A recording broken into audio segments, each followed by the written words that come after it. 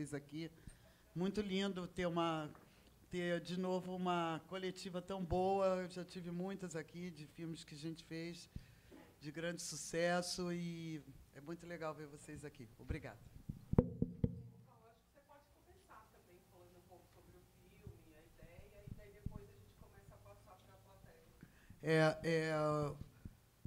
Tudo começou, na verdade, quando me convidaram para uma reunião numa empresa multinacional, que me falou que tinha esse projeto, que já tinha começado antes. E aí eu falei, eu quero ler o roteiro.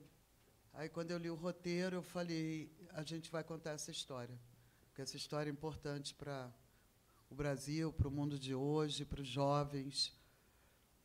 E a gente, no primeiro momento, a gente decidiu entrar no filme, e é um projeto de um filme e uma série. A série vem em 2025, com outra abordagem, com outro olhar, com outro tipo de montagem, com muitas outras cenas que não estão no filme, muitas outras histórias. E aí nós, então, começamos a trabalhar, e o primeiro movimento foi procurar os familiares, para a gente conhecer de verdade se aquela história que estava naquele roteiro era a história de verdade, entendeu? Né? Porque é muito ruim você fazer uma coisa baseada em fatos reais, embora a gente dramaturgicamente criou personagens para ajudar a contar a história, mas é muito ruim você falar em verdade das pessoas que estão aqui, né? E aí descobrimos que o roteiro que tinha sido escrito, que era muito bom, pelo Carlos Lombardi, tinha recebido uma pesquisa, e nessa pesquisa falava algumas coisas que não eram tão boas. Não sobre eles, sobre os familiares. Né? E aí a gente falou, que é isso, gente? Já perderam 5 meninos e ainda vão ter né, esse tipo de coisa. E aí foi muito legal, porque o Carlos já tinha trabalhado juntos num outro projeto, num projeto chamado Mais Uma Vez Amor, e a gente se deu muito bem trabalhando junto. Ele é um cara muito culto, né? E eu falei, cara, a primeira coisa, assim, que a gente não vai filmar fora de Guarulhos, sabe? Porque anteriormente tinha sido pensado de filmar tudo em São Paulo. Eu falei, gente, eles são todos de Guarulhos, sabe? Não faz sentido tirar eles de Guarulhos. E aí foi um mergulho na cidade, que foi muito legal, porque a cidade nos abraçou.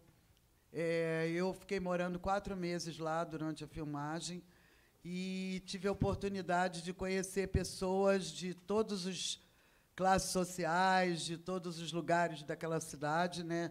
Porque a gente conhecia Guarulhos de pegar o avião, soltar em Guarulhos, ou de passagem de carro para o Rio. Eu moro no Rio e em São Paulo, na verdade, mas eu faço muito esse trajeto. E eu falei, cara, vou conhecer essa cidade, né? E foi incrível, porque eu descobri uma cidade especial, né? Uma cidade que 2/3 dela é uma APA, que é a Cantareira, sabe? Que poucas pessoas sabem, né? Uma cidade que tem uma lagoa no meio, que é a Lagoa do Pato, que a gente filmou lá, entendeu? E aí a gente compreendeu um negócio maior, que é o seguinte: a cidade ama Mamonas Assassinas. Eu nunca vi nada igual, sabe? A gente, na filmagem, a gente usava um crachá com a logo do Mamonas, e nossos carros eram adesivados. Aí eu ia no comércio, no centro, comprar coisas, que eu fiz direção de arte também do filme. E aí as pessoas queriam subornar a gente pela credencial. Não, a gente ia na padaria, todo mundo queria, era uma loucura, gente. Sabe, aí a gente começou a ver... Não, aí começou assim. Eu me lembro que um dia eu estava andando na rua, soltei do carro, estava andando na rua, e veio um senhor atrás de mim. Olha, deixa eu te falar, eu sou muito amigo do pai do Dinho. Todo mundo na cidade conhece alguém que ou é parente, ou namorou, ou é amigo da namorada. É uma coisa extraordinária, é um fenômeno. E aí depois a gente começou, junto com o Jorge da Mamonas, que é nosso coprodutor, começamos a ver o seguinte: aonde é que está...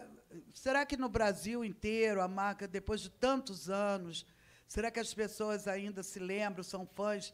E aí foi a grande surpresa, porque a gente monitora o Spotify e as outras redes de música, E é uma loucura, gente. São muitos milhões de pessoas que todos os dias ouvem Mamonas Assassinas. E não só no Brasil, em 33 países. Até em alguns países árabes se ouve Mamonas Assassinas. Então, a gente falou, cara, que história forte, a gente precisa contar ela. E aí a gente pensou assim, bom, a gente vai trazer um elenco de grandes atores, e eles precisam cantar e ser músicos. Então, é complicado. Foi muito complicado. A gente só tinha um ator que era certíssimo, que era o Rui Brissac, que está ali, porque ele tinha feito musical e seus cabelos é da hora. Ele tinha feito musical e quando eu conheci a dona Célia, mãe do Dinho, ela falou para mim assim, uma coisa que me tocou muito, que ela falou, quando eu vi esse garoto a primeira vez, eu achei que era o meu filho. Aí eu falei, não tenho nenhuma dúvida que é ele. Aí eu vou vir de lá para cá. Aí a Fefe tinha acabado de fazer um filme com a gente, que lança em abril, Avassaladoras, ela é a protagonista. Aí ela soube que a gente ia fazer Mamonas, ela começou, todo dia, ela falava assim para mim, eu quero fazer o filme, eu quero fazer o filme, eu quero fazer. Aí ela começou a abrir o Instagram dela de manhã, né, porque ela é muito grande nas redes sociais. Ela começou a abrir o Instagram, ela falou, pô, Valquíria, eu não estou acreditando. Todo dia agora eu abro o meu Instagram e vem o Dinho. Aí eu falei, gente, que sinal. Não, eu falei para a Valquíria, eu falei, Val, eu posso ser uma árvore, eu posso ser qualquer coisa, só que deixa, por favor, eu fazer um teste, porque o meu sonho de vida é fazer um filme baseado em fatos reais, ainda mais falando de Mamonas, que é uma banda que marcou gerações. Então, enfim, deixa você continuar falando, perdão.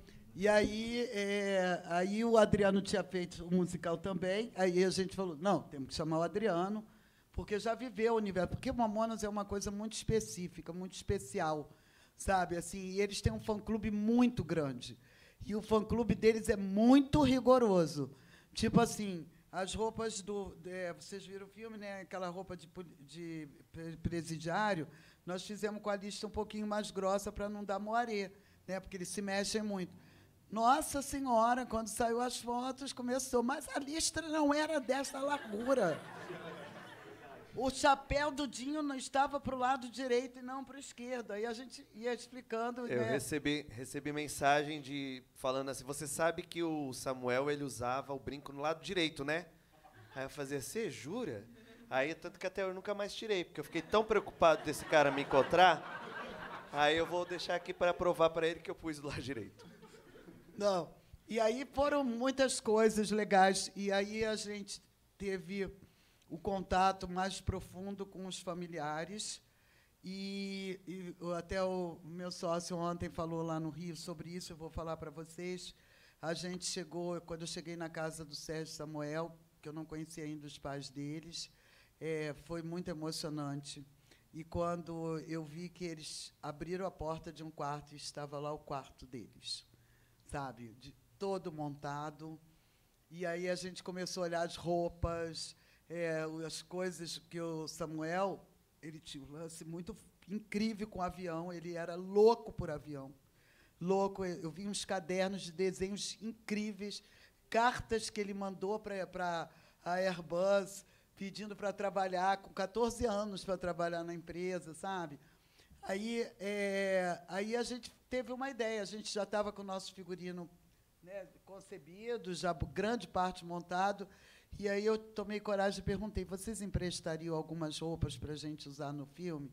E aí eles cederam, todas as famílias cederam, e muitas das peças que estão no filme são peças como, por exemplo, a jaqueta que o Samuel usa no aeroporto, no final do filme, é a jaqueta do Samuel. E olha que coisa engraçada. O Samuel adorava roupa, né, de marca, e eles não tinham dinheiro, e a mãe dele é costureira. Então, ela fazia as roupas. E aí, o nosso figurinista foi lá para escolher as roupas que ia usar. Quando ele olha, as roupas que estavam lá eram peças recriadas de peças que ele criou para aquela marca, o nosso figurinista, na época.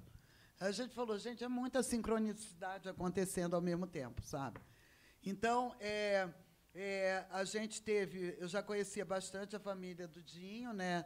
Especialmente a Célia e o Delbrando, que são pessoas incríveis. eu digo para vocês com toda sinceridade, toda certeza que Dinho é a Célia, porque ela é igual a ele, o espírito igual a ele, ela é irreverência total e absoluta, sabe? E ela é uma mulher muito religiosa e foi muito lindo para a gente. E aí, na sequência, vem o Renner, que foi uma coisa maravilhosa também, né? E aí vieram todos os outros atores. E o japonês, que é sobrinho do Bento, da banda Mamonas, né? Então, assim, eu vou finalizar, mas quero dizer uma coisa para vocês. O nosso maior desafio, eu considero, que foram 2, do ponto de vista de produção, tá? 3, 4. A gente não tinha ideia que em Guarulhos, em qualquer lugar onde você esteja, passa um avião de 1 minuto e 47 segundos. Então, imagina isso, né? A gente teve quase 80 locações diferentes, foi uma loucura. A Zezé da Alice do Som falava, o que vai acontecer, sabe? E a gente tinha que filmar em 7 semanas. Segundo grande desafio era como fazer um filme e depois finalizar ele com a linguagem de Mamonas, porque a gente não podia fazer uma montagem tradicional, sabe? Porque nunca Mamonas seria, sabe, uma montagem tradicional. E aí foi um tempo para achar como a gente ia chegar nessa linguagem maluca que a gente fez, né? E que, pelo menos nas prés que nós fizemos agora, então agradaram profundamente as pessoas, né? Isso foi um desafio para a gente também. Segundo, era o seguinte, eram 2 momentos, né, gente? Utopia e Mamonas. E eles são completamente diferentes em Utopia e Mamonas. Então, o plano de filmagem foi uma loucura. A gente ia mudando, porque não dava para você, no mesmo dia, colorir cabelo e descolorir cabelo. Então, a gente teve que fazer toda uma estratégia, um trabalho, né? Não, e tem um outro, que o japonês é todo tatuado, e o Bento não era. Então, ele tinha que chegar 2 horas antes para fazer o airbrush, para cobrir todas as tatuagens, sabe? Foi um trabalho de louco. E aí, o penúltimo, é que chovia todo dia em Guarulhos, temporal, 3 horas da tarde. Então, muda plano de filmagem todo dia. E aí, você imagina, a gente pede para fechar a rua, que a gente vai filmar na rua, aí bota a polícia para fechar a rua, não sei o que, babá, e aí não consegue filmar porque chovia. E aí, a última coisa é que a gente tinha um grande... Hã? Não era a última 3 atrás? Mas a última coisa agora, de verdade, que eu vou falar, que é o seguinte. A gente não podia fazer um filme de música quando a gente sabe que hoje o público ele é cada vez mais exigente em termos de qualidade, e não ter todas as músicas em 5.1.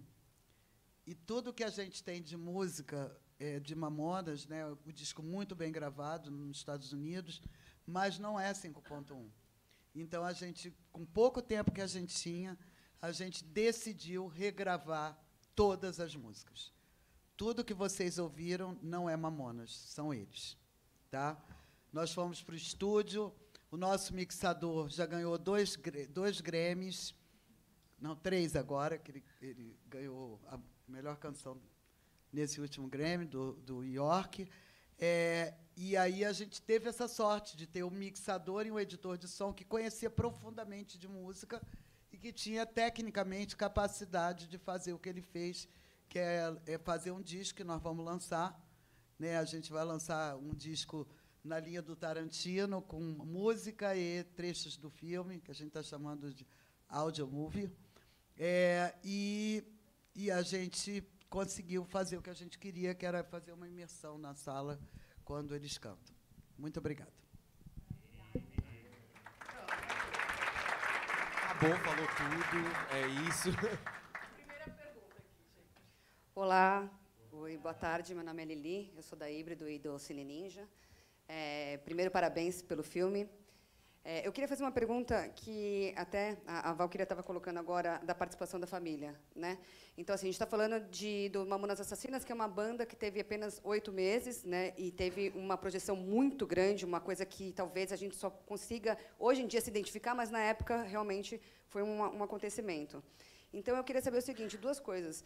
Primeiro, até onde que a participação da família, porque eu sei que é um projeto de muitos anos, né, que teve várias problemáticas, inclusive de roteiro, de produção, enfim, era para ser uma série, depois, enfim, várias coisas.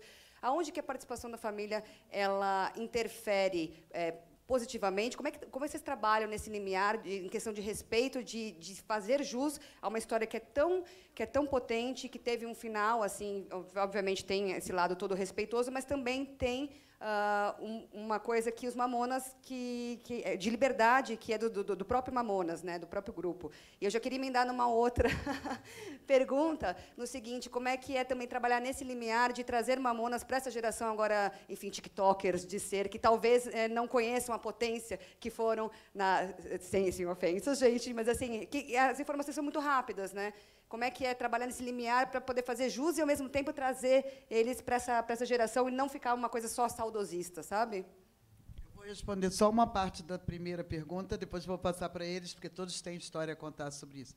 Na verdade, é o seguinte, foi maravilhoso trabalhar com as famílias, sabe? Primeiro, eu acho assim, quando você tem uma situação como essa, você precisa trabalhar com as famílias. É necessário, sabe por quê? Senão você não vai fazer uma coisa rica de informação, entendeu? E eles são muito legais, são todos muito legais e confiaram muito, porque eles já vinham de um trauma, de um projeto que rolou, que não rolou, entendeu? E que tinha muitas inverdades ali naquele projeto, na época. E a gente, felizmente, eles confiaram muito na gente, até pela nossa trajetória como produtor. Eles viram os nossos filmes anteriores, conheciam os trabalhos que a gente tinha feito e respeitavam a nossa trajetória. Então, isso eles me falaram desde o início.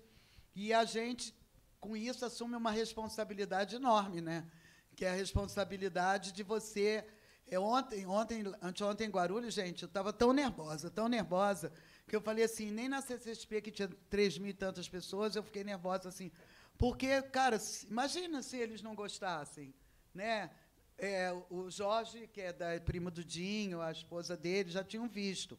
A irmã do Dinho já tinha visto. Mas aí eram os pais, né? Os irmãos todos. A gente estava... Mas foi incrível, incrível, eles gostaram muito. E a gente explicou bem para eles, foram muito... Nós não enganamos, sabe?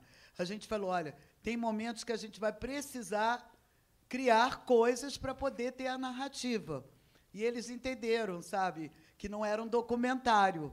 E foi muito legal. E eu vou passar agora para o Spinello falar, e depois o Adriano, que tem uma história muito bacana para contar sobre essa relação. Boa tarde a todos. Para complementar o que a Valquíria falou, e que é bem concreto mesmo, é que a família deu total apoio ao que a gente fez, em todos os sentidos. Quando eu entrei no projeto, eu pedi à Valquíria que me desse um tempo para eu trabalhar com os atores, para que eles pudessem entender quem eram as pessoas por trás do mito. E, nesse trabalho, especificamente, que eu fiz com todos os atores, a família, todos os dias, comparecia. Sempre tinha alguém, ou o pai do Dinho, a mãe do Dinho, a irmã do Dinho, a do Sérgio, do Samuel, sempre estava lá para abraçar os atores e para dizer, nós estamos com vocês para contar essa história da melhor maneira possível.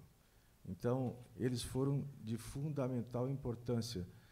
Claro, capitaneado pelo Jorge, que é um apoiador e também faz parte do projeto junto com a Valquíria, foi fundamental a participação deles nesse aspecto. É isso, eu acho que um projeto que fala de uma cinebiografia, entre aspas, se não tiver apoio da família, ela deixa de ser tão forte, eu acho. Por isso que todo mundo, por onde passa, está vendo que os garotos estão ali vivos. É isso. A responsabilidade de fazer os Mamonas Assassinas já é grande por si só, porque são uns caras que fizeram esse sucesso estrondoso e que o Brasil inteiro tem como um carinho, como se fosse também familiar dele, né?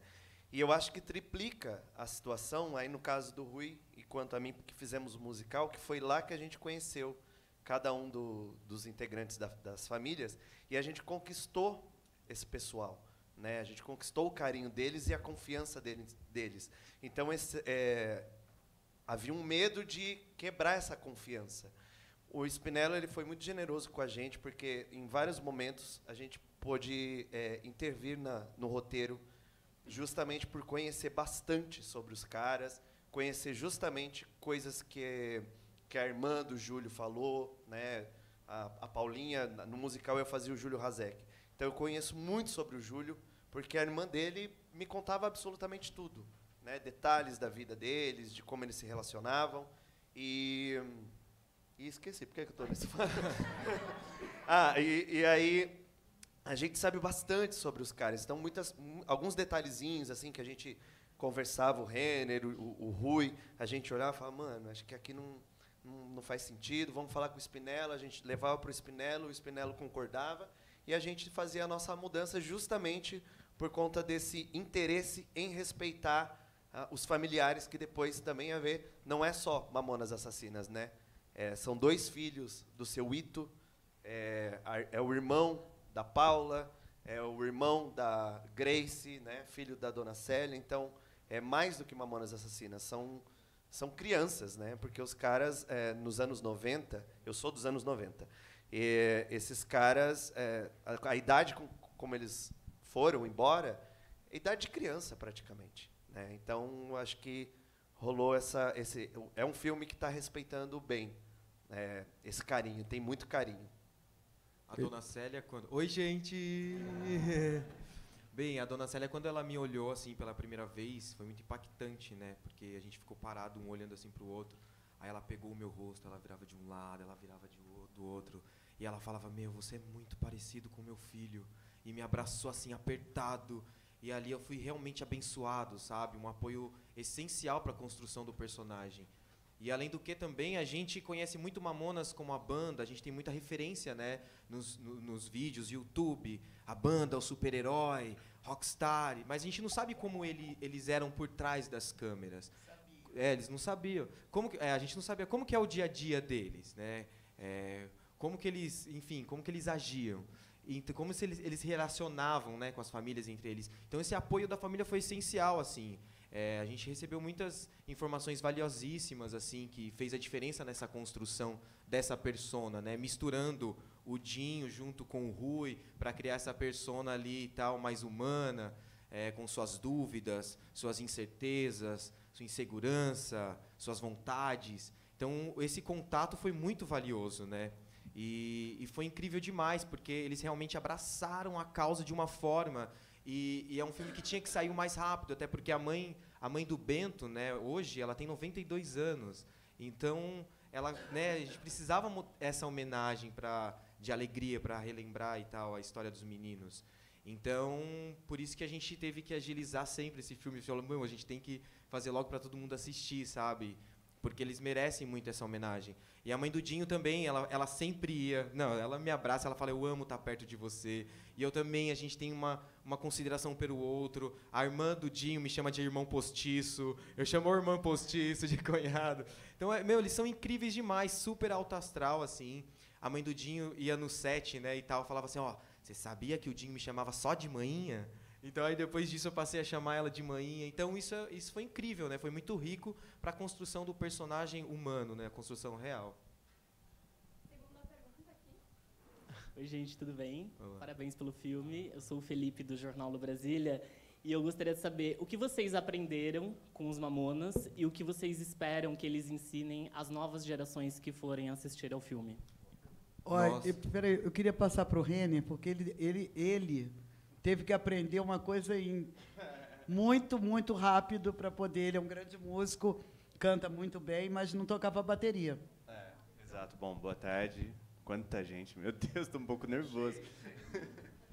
Pois é, isso aí foi um grande desafio para mim. Como a Val disse, eu sou músico, mas eu não sou baterista, não me considero baterista, mas a partir do momento que eu soube, né, que eu ia contar essa história do Mamonas Assassinas, eu falei, cara, eu vou dar tudo de mim aqui, porque eu sei a importância que é um baterista na banda.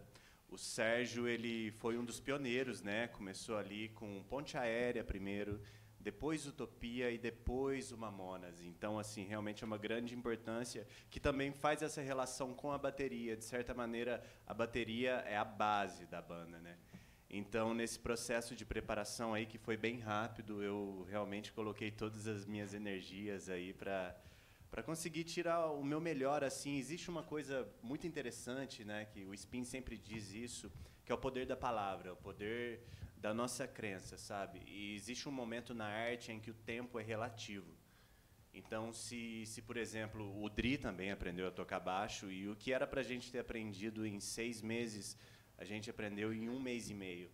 E, assim, eu acho que teve uma grande ajuda dos meninos, mas também teve uma grande entrega nossa de realmente acreditar e estar o tempo todo, né, como Samuel, como Sérgio, como Dinho, para, assim, contar essa grande história que é dessa banda que é amada e abraçada por todo o Brasil. Então, foi algo que eu ganhei. Tipo, eu não me considero um baterista, mas hoje eu posso dizer que eu toco o álbum inteiro do Mamonas Assassinas e me divirto muito fazendo isso, porque tocar bateria é muito bom, é muito bom. É isso. Eu vou falar? Por favor. Vou falar. Então, gente, tudo bom? Boa tarde. Sobre o que você falou dessa geração, eu quis pegar a palavra porque eu sou de 2002, então eu não acompanhei os Mamonas. Gente, que reação foi essa? Você não parece, não. Eu falei, eu sou de 2002. Nossa! Então tá bom, desculpa. Não, mas brincadeiras à parte. Eu sou bem mais nova, né? Eu tenho 21 anos. O skincare vai ter que dar... Acabaram comigo. Mas eu não cheguei a acompanhar o fenômeno que foi os Mamonas, sabe? Na época que estava acontecendo. Eu lembro de crescer e nos aniversários da minha família, tipo, dos meus primos, tá tocando e ser uma coisa que, cara, tocou Mamonas, todo mundo tá feliz, o clima muda. Então, o que eu aprendi com Mamonas foi que eles têm essa característica de levar a felicidade independente de qualquer coisa. E eu acho que essa geração, que é a minha, às vezes ela é muito... Como é que eu posso dizer? Tipo, ela é muito cri-cri em algumas coisas. E eu acho que os Mamonas, lá naquela época, eles já falavam as coisas da maneira que eles queriam e já, tipo, eram à frente do tempo deles.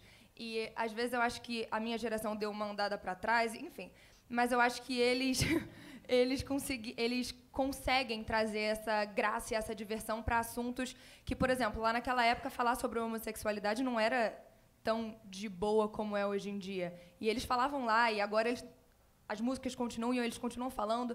Então, eu acho que eles brincam com assuntos que são sérios de uma maneira que todo mundo brinca. Idoso, criança, hétero, não hétero, enfim. Então, eu acho que a minha geração precisa um pouco disso, sabe? De ver que existiu uma banda que fez sucesso pra caramba e que eles trouxeram esses assuntos importantes e que a minha geração tem que conhecer isso também, sabe?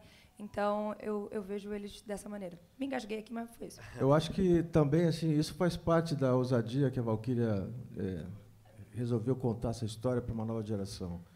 Porque eu acho que é importante, muito importante para essa geração conhecer os Mamonas, conhecer esse senso crítico leve que a Fefe falou, que eu acho que é necessário para essa geração entender e ter uma outra visão sobre o que eles eram, o que faziam e que conquistavam todo mundo. Eles conquistavam adultos, adolescentes, crianças, enfim. E tratavam sobre assuntos sem que ninguém se ofendesse.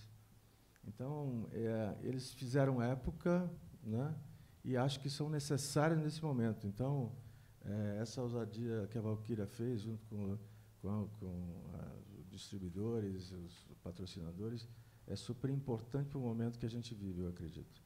E esses atores, eles se entregaram de corpo e alma para contar essa história para vocês, para quem for assistir, e quem viu percebe que eles estão inteiros lá, inclusive com frases que estavam na boca dos personagens, né? Como a gente é mundialmente famoso em Guarulhos, que é a frase do Dinho. Então, é isso. Eu acho que é fundamental trazer para uma nova plateia os Mamonas e aqueles que já conheciam, esses choram, se lembram da infância, que é muito legal também. Mamonas já... isso que acontece hoje com essa onda, né, da rede social e de mostrar os bastidores, né, que é a nossa casa, na verdade, se parar para pensar, Mamonas já fazia isso, porque os caras quebraram a quarta parede de tudo.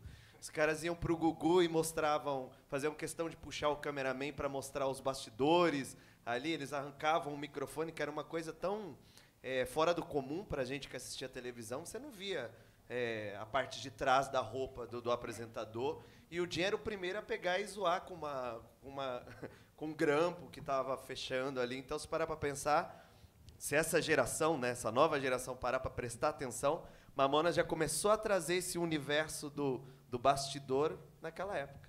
Eu queria até contar para vocês uma coisa. Quando eu comecei nesse projeto, encontrei o Felipe Neto, e ele falou para mim assim, se Mamonas não tivesse existido, nós não seríamos o que somos. E aí nós fizemos uma live, né, Rui, durante a pandemia, que foi incrível, que nós vamos reeditar agora, com 53 talents, e o Felipe conta por que ele pintou os cabelos coloridos, que era por causa de Mamonas. E além de toda a irreverência, né, que a gente conhece dos Mamonas, porque se você for ver também a fundo, ver a letra da música, é sempre algum problema estrutural ou problema social, que eles tratavam de uma forma leve. Então, o que eles queriam vamos deixar a vida um pouquinho mais leve. Eu sou o corno, eu estou sendo traído ali, mas eu estou aqui, ser corno ou não ser feliz, sabe? Então, ele abordava esses problemas e traziam, né, de forma muito leve, muito alegre, muito para frente. E também o lance muito de acreditar, né? De acreditar no sonho. Eles eram muito humildes e eles batalharam muito, como todos nós, né, batalhamos no nosso sonho. E essa geração de agora, elas têm que ver que é possível, sim, com perseverança, persistência, porque a gente fica muito se colocando na vida do outro. Olha, ele está conquistando, eu não estou. Nossa, ele está viajando, eu não estou. Mas ninguém sabe a realidade, o que é real, né? Então, esse lance de acreditar realmente no sonho é muito importante. Esses jovens assistindo e falar, caraca, é possível sim. E eu recebi, nessas pré-estreias todas, eu recebi várias mensagens de pessoas as que assistiram a pré-estreia e falaram, nossa, agora eu percebi que o meu sonho é possível, sabe? Que eu posso sim realizar o meu sonho. Isso é muito poderoso. Temos aqui a terceira pergunta. Oi, tudo bem? Roberto II, do Pipocas Clube. Essa pergunta é mais voltada para o Adriano e para o Renner, porque vocês interpretam os irmãos que são o conflito pessoal mais presente durante o filme, né? Toda a trama que eles têm, eles já estavam com a banda desde o início, trazer o Dinho.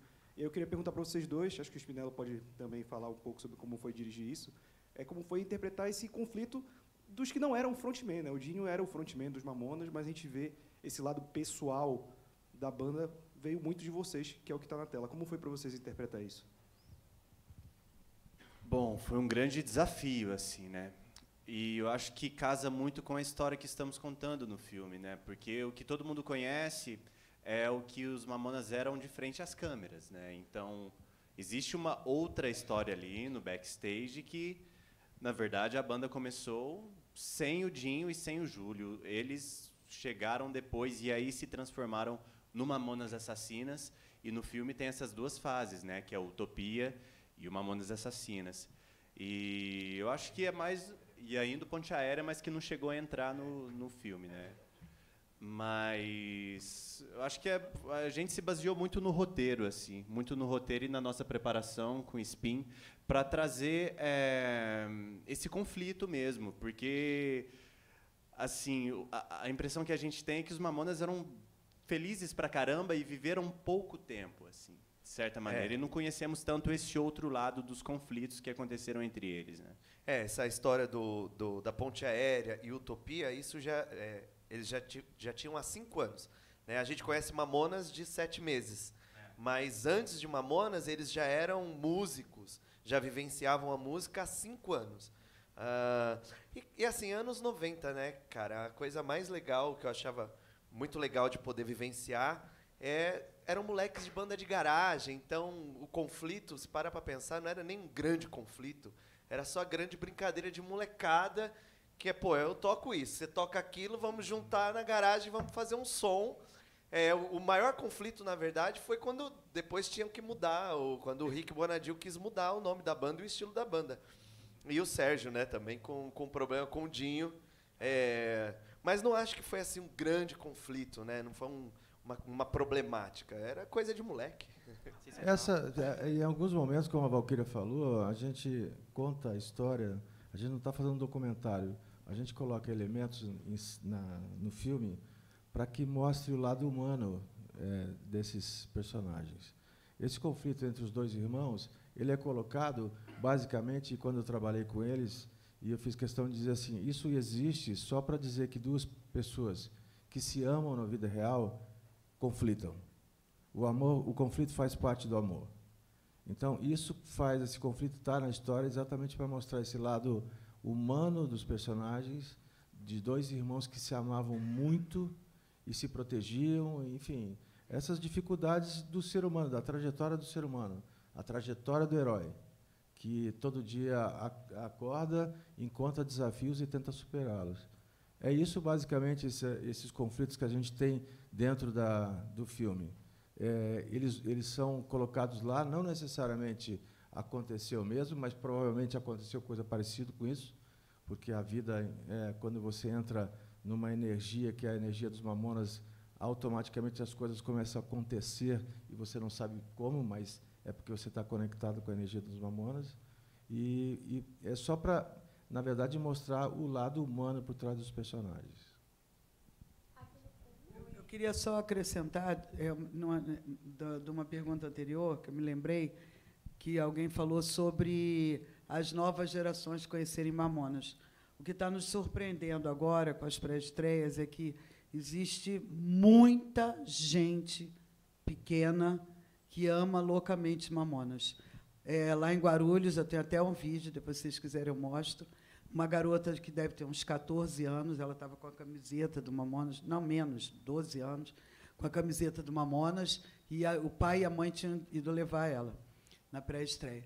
E aí eu falei, posso fazer o vídeo com você, para você contar? Ela falou, estou tão emocionada, gente, tão emocionada, não consigo nem... Aí ela começa a falar, sabe, assim, e eu fiquei tão impressionada, porque um amor tão grande. Aí ela me mostrou o desenho que ela fez da recriação da capa do disco, sabe? Um desenho lindo. Aí, lá na CCXP, foram muitos jovens que vieram falar com a gente, mas muito, muito impressionante mesmo. Assim, e aí eu perguntei para eles assim, vem cá, mas como é que vocês conhecem Mamonas? Porque tocava nas minhas festas de aniversário. Aí teve um lance na CCXP maravilhoso, que é o seguinte, a gente levou a Brasília Amarela, e aí um rapaz, no final do dia, foi lá tirar uma foto, pediu para o meu sócio tirar a foto. E aí ele contou a seguinte história. Olha, imagina, não tenho nada a ver com esse ambiente aqui, sabe? Mas o meu sobrinho de 7 anos, ele é pesquisador de Mamonas. E ele descobriu que a Brasília original estava aqui. Ele me fez comprar um ingresso para eu vir aqui tirar uma foto para ele.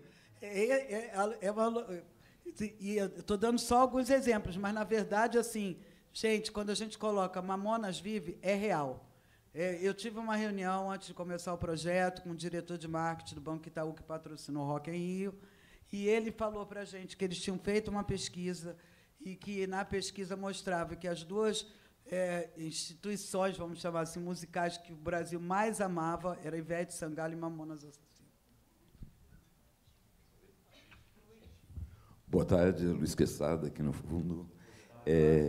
O musical de 2016 fez muito sucesso, alguns dos atores participaram, dentre eles o Rui e o Adriano, e tem um monte de gente de musicais fazendo pontas, né, no filme.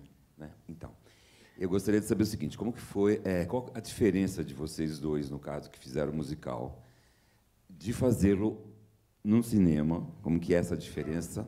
Como que vocês se prepararam para interpretar personagens tão icônicos, especialmente o Dinho, que era toda uma energia. Enfim, basicamente é isso. A diferença entre o musical e o filme e a preparação de vocês. Só isso. Obrigado. Nada. Então, nada. A diferença é a forma de interpretar, né? Porque o teatro tudo muito grande, tudo maior. Então, quando eu comecei a interpretar ele no cinema, criar essa persona Dei uma penada um pouquinho, não é mesmo, diretor? Tá grande, tá over. E o Dinho, ele é uma pessoa grande, né? Ele era expansivo, assim. Então, é difícil esse equilíbrio, né? Mas o lance do musical também, a gente sempre procurava ensaiar em ordem cronológica, né? De começo, meio e fim. Então, a gente foi uma crescente. E no cinema, por causa de logística, é começo, fim, meio. E essa loucura. E com peruca, depois tá sem peruca, e depois ele mais novo, depois ele mais velho. Então, tipo, é muito desafiador isso, né? Você ter a maturidade do personagem, depois você ser mais jovem. Então, é bem complexo isso, né? Mas foram projetos incríveis. O musical foi um projeto incrível, que a gente ficou 2 anos em cartaz. Era em torno de 3 horas assim, de espetáculo, onde a gente contava também toda a fase, toda a história. E era incrível demais. E basicamente foi isso, né? E, bom, além disso, também tem a questão de que o roteiro do musical, ele tinha um jeito diferente de contar, justamente porque é teatro, né? A gente vai para um lado sempre mais lúdico, né? Tanto que começava com os meninos no céu, a gente de asa e tudo, de anjo lá, e a premissa era que o Brasil estava muito chato e eles tinham que voltar para contar a história deles em um teatro musical. Então, tinha toda a brincadeira do lúdico. E a gente não focou tanto nas pessoas, né? No lado da vida pessoal. Era como os caras se conheceram e como chegou no Mamonas Assassinas. Como o Spinello falou, aqui no filme a gente já traz o lado mais humano, essa relação entre família, entre eles, né? O backstage dessa história, né? Acho que é isso. Eu acho que assim o trabalho mais árduo, claro, todos os atores trabalharam muito. Aliás, chegou o Bento aqui, que era sobrinho quer dizer, o Beto, que é sobrinho do Bento, que fez o filme. Aliás, toca muito, viu? Um músico espetacular. Muito. Espetacular, muito. Obrigado, desculpa atrasar aí, pessoal. Viu? Como o tio dele tocava muito também. O trabalho mais árduo foi do Rui, porque o Rui ele precisou entender que ele tinha que interpretar 2 personagens. O Dinho do Mamonas e o Dinho Pessoa. Então, para ele, foi o trabalho mais árduo, porque, como ele estava na frente da banda, ele tinha essa característica de ser 2. Então, o Rui conseguiu fazer muito bem no trabalho que a gente fez. Foi sofrido, mas ele conseguiu muito interpretar. Eu estou muito orgulhoso, só para deixar para vocês aqui, do trabalho que todos esses atores que estão sentados na frente de vocês fizeram. Obrigado. Muito orgulhoso. Tenho um nível de exigência muito alto e eles conseguiram superar o que eu esperava deles. Eles mandaram muito bem. Então, vocês vão ver verdade no filme. Ontem, na exibição no Rio de Janeiro, uns amigos meus que trabalham na área falaram assim, nossa, eu saí daqui leve, parecia que eu estava lá dentro, eu acreditei que eles eram... Isso, para mim, é fundamental. Eu acreditei que eles eram dos Mamonas. Eu falei, yes, ganhamos. E eles trouxeram alegria para a gente. Eu voltei para casa e acabou tarde. Eu cheguei quase 1h30 em casa. Todo mundo disse que chegou 1h30 em casa, cansado, mas feliz. Isso vale a pena, isso que vale, pelo menos eu, e acredito que a Valquíria e todo mundo que está aqui também, não é o dinheiro, mas o que a gente faz pelo outro. É isso. E esse lance dos personagens foi muito doido, porque nessa época eu estava fazendo também o musical Grease, então eu estava fazendo 4 personagens em um dia. Então estava uma loucura, mas sempre me joguei assim em todos para extrair o melhor, e porque Mamonas é incrível, é uma honra, uma responsabilidade, então eu me entreguei real assim para trazer esse resultado que o diretor sempre traz resultado, e espero ter conseguido, né? E deixa eu puxar o saco. Nosso amigo aqui, nunca tinha feito nada como ator. Perfeito. E mandou muito bem. É verdade. Primeiro filme aí, primeiro papel. Então, me desculpe aí se eu fui mal, viu? Foi não, ao contrário. Aliás, depois virou Agora tá fazendo filme de ação, tá bombado. Agora eu sou o Tom Cruise do Brasil. Saiu empregado. Japonês. É o Tom Cruise do Tom Brasil. Cruise japonês brasileiro. Mas estou muito feliz de estar nesse projeto aqui. Eu aprendi muito com cada um deles, como pessoa e como artista também. Era o que eu precisava, era uma chave de virada na minha vida mesmo. E muito obrigado por todo mundo que está aqui presente. Espero que vocês gostem do filme, que para quem não assistiu ainda. Ah, já assistiram? Então, não tenho o que falar aqui. Eita, uva. Mas é isso aí, pessoal. Muito obrigado, viu, gente? Aproveitando você, conta para eles como foi o trabalho que eu contei já de cobrir, olha só, esses braços todo dia. Bom, a gente tinha um pré-cal de mais ou menos 2 horas antes, às vezes. Ou quando não tinha, né? Era 2 horas para cobrir, porque a tatuagem, a tinta que a gente usava, ela ficava até um pouco, se eu não esfregasse no banho. Mas aí você imagina, a gente fica, bota a cara no sol, bota a cara no sol. Aí você tem que ficar achando o sol, e aquela tinta vai grudando, craquelando, então você tinha que chegar em casa e tomar um banho, no mínimo. Aí você chegava lá no outro dia, não dava para reutilizar a tinta que estava, tinha que passar outra, entendeu? Aí ficava mais 2, 4 horas lá. Sem contar que todo dia eu perdi uma camiseta branca diferente. Até hoje não saiu a tinta de nenhuma. Mas foi bem difícil. Se arrependeu de ter se tatuado. Arrependi. Oi, gente. Oi, gente. Eu sou a Ale Ferrares. E eu quero perguntar, porque a Fefe deu uma entrevista esses dias, falando sobre coisas estranhas que aconteceram no set e coisas sobrenaturais. Então, eu quero saber, vocês, como elenco, tanto o diretor quanto a Valquíria, se vocês sentiram alguma coisa, se vocês sentiram a banda, né, original com vocês durante as gravações. Posso começar? Bom, aí eu vou falar com o meu outro chapéu de diretora de arte, tá? Um dia a gente estava montando o cenário da casa do Sérgio Samuel. Cara, de repente começou a cair tudo. Começou a cair. Falei, gente... o Dinho está aqui, não é possível. Porque ele era bagunceiro, né?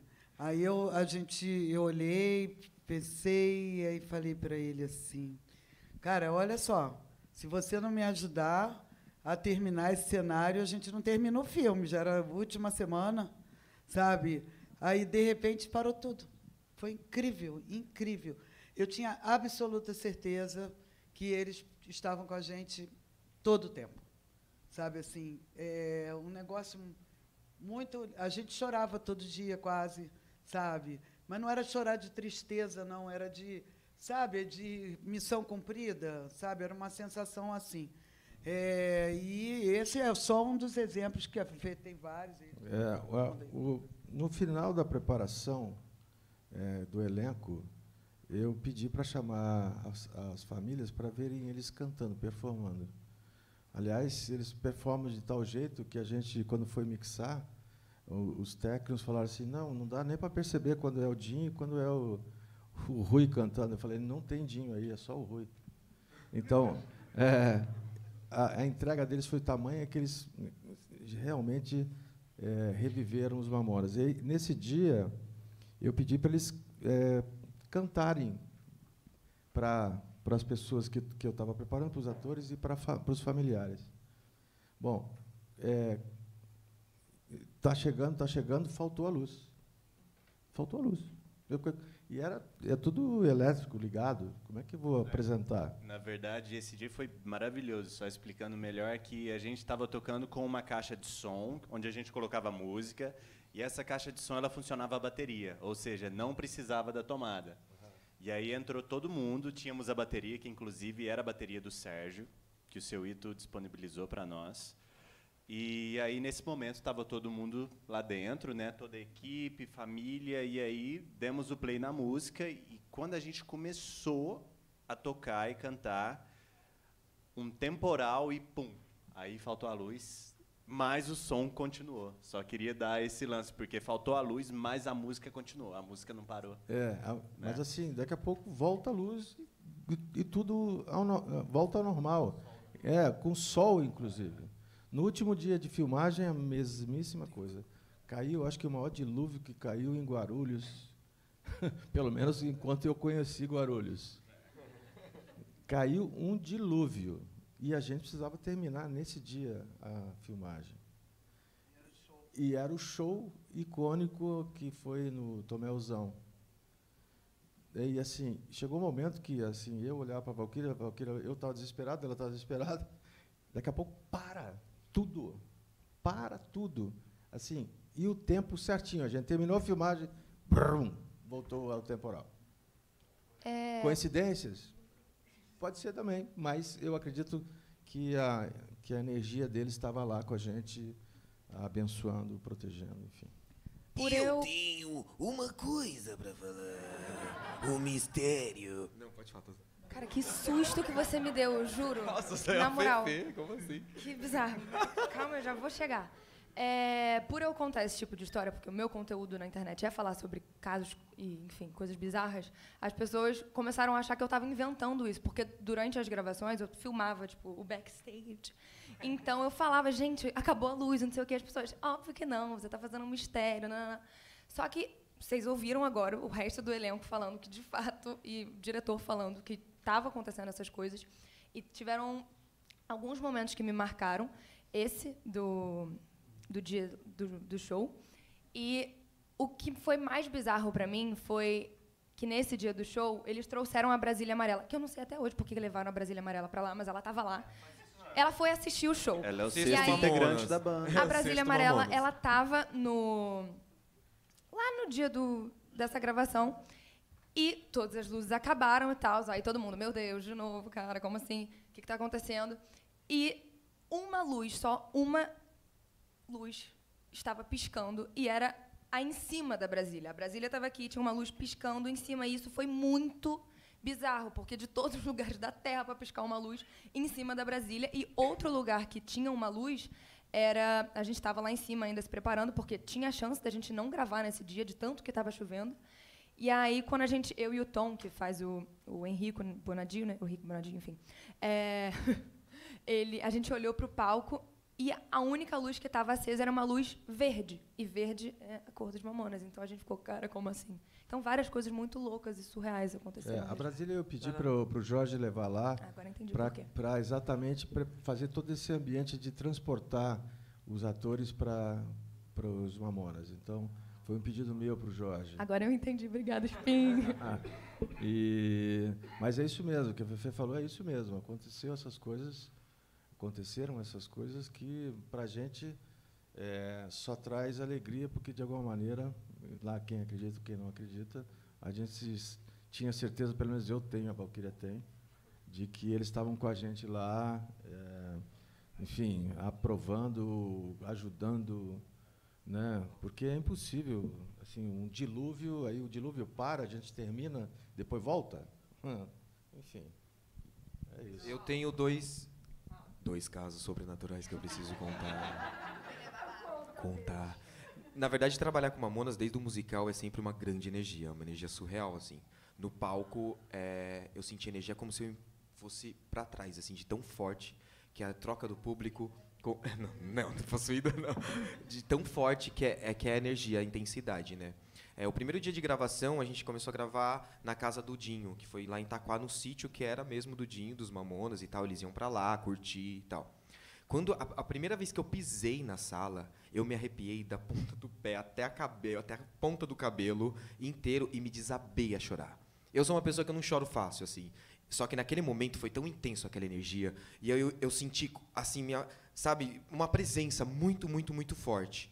E eu chorando, eu falei, eu estou sendo abençoado, obrigado, e agradecendo, né, trazendo essa energia sempre para o bem, que eu tenho certeza que é para o bem, e agradecendo, né, porque é um sinal de que é o caminho certo, sabe? E nesse dia de gravação, os pratos, que a gente estava almoçando, do nada a pilha de prato fez assim, ó, quebraram todos os pratos. A gente estava numa cena... Quebrou caneca, quebrou um vaso de vidro depois na sala. Do nada, a gente estava fazendo cena. O que é isso? Quebrou um vaso. A nossa peruqueira, que se chama Raquel, ela estava ela até contou nesse dia também que ela estava lá e tal no backstage esperando a gravação, quietinho, né? Porque não pode fazer barulho e tal. Do nada, a peruca voou. Fez assim, ó. Tchum, voou. Ela falou, gente, eu entrei em choque, que não sei o que. Originais. E aquelas perucas também eram originais. Então, tipo, foi uma mistura, assim, nesse dia foi muito intenso, energeticamente falando. Porque era um lugar que a dona Célia falava que o Dinho, ele sempre ia no canto da quadra para agradecer a Deus por tudo que estava acontecendo na vida dele. Ele sempre falava, não só um momento, ele ia naquele... Olha, meu Deus, estou todo arrepiado. Eu tô... Então, ele ia ali, ele agradecia a Deus. E foi exatamente o que eu fiz. Gente, que loucura. Mas é isso. E um outro fato que foi muito marcante para mim foi na exibição na CCXP 23.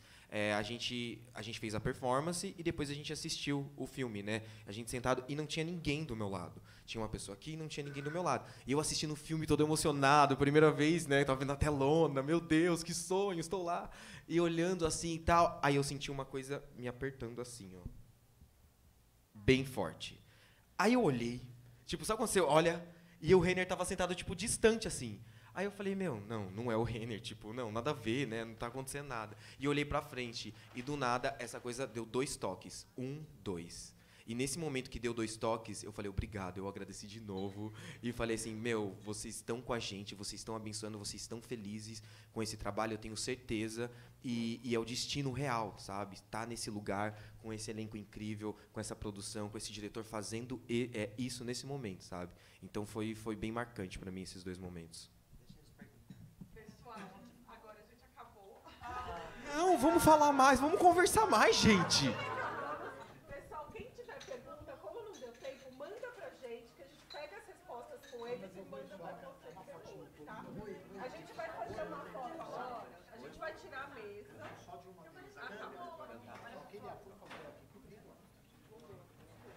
Mas antes, gente, eu acho que todo mundo poderia cantar, dar uma palhinha, né, comigo, né?